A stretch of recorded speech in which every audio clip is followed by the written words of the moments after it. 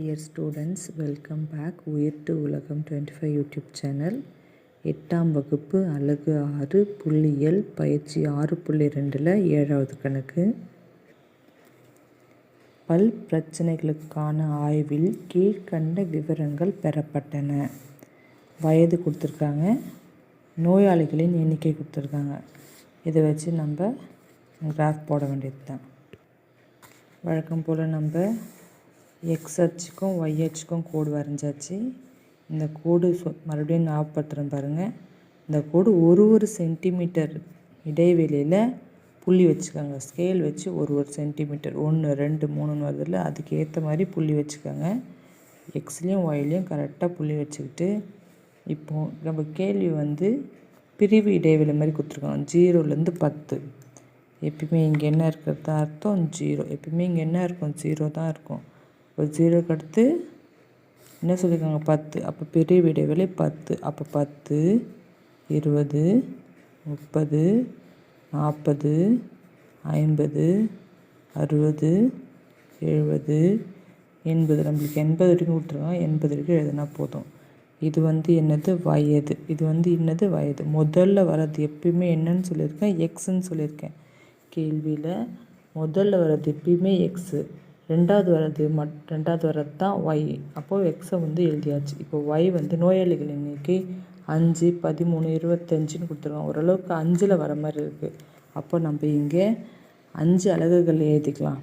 அப்போ 5 10 15 20 25 30 35 40 45 50. நம்மளுக்கு இங்கே 50 தான் அதிகமாக கொடுத்துருக்காங்க. நம்ம இப்போ 50 எழுதுனாலே போதும். அளவு திட்டம் முதல்ல எழுதிக்கலாம்.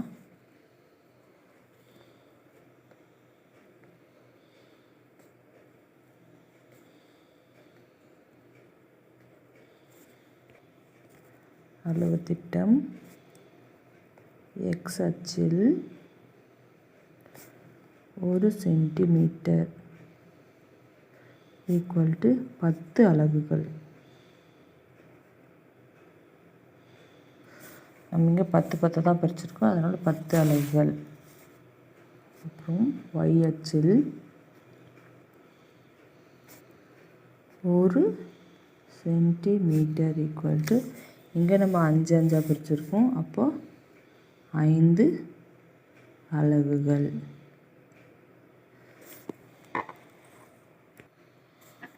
0லேருந்து 10க்குள்ளே எத்தனை பேர் சொல்லியிருக்காங்க 5. அப்போ 5 வரைக்கும் ஒரு கோடு வரைச்சிக்கலாம். 5. இப்போ இந்த இடத்துல 5 எழுதிக்கலாம். அடுத்து 10க்கும் 20க்கும் நடுவில் 13.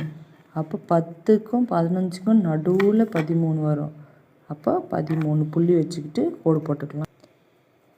இங்கே 15க்கும் 10க்கும் 15க்கும் ஒரு 5 கிட்ட போட்டுக்கலாம், கோடு போட்டுக்கலாம். அப்போ இது 13. அடுத்து 20க்கும் 30க்கும் இடையில் 25. இது 25 கோடு வச்சுக்கலாம். இங்கே 25ன்னு எழுதிக்கலாம். அடுத்தது 30க்கும் இப்போ 14. 13க்கும் 5க்கும் நடுவில் 14ன்னு எழுதிக்கலாம். 40க்கும் 50க்கும் என்ன கொடுத்துருக்காங்கன்னா 30 நோயாளிகள். அப்போ 30 எங்கே வருதுன்னு பார்த்து கோடு வரைச்சிக்கலாம். 30.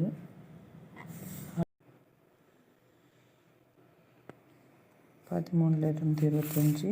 இப்போ 25லேருந்து 14 இப்படி கோடு போடணும். இது மாதிரி அந்த நடுப்புள்ளி எல்லாத்தையும் நம்ம இணைச்சிக்கலாம்.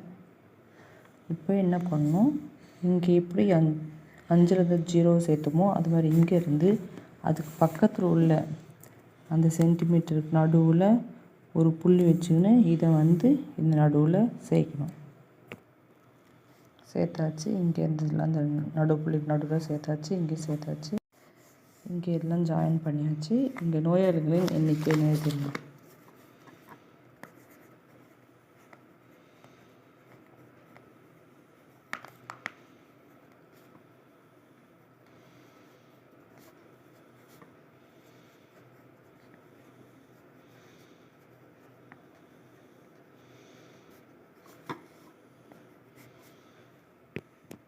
அவ்வளோதான், இந்த கேள்வி முடிஞ்சிச்சு. எதுனா டவுட் இருந்தால் கமெண்ட்டில் கேளுங்க. தேங்க்யூ.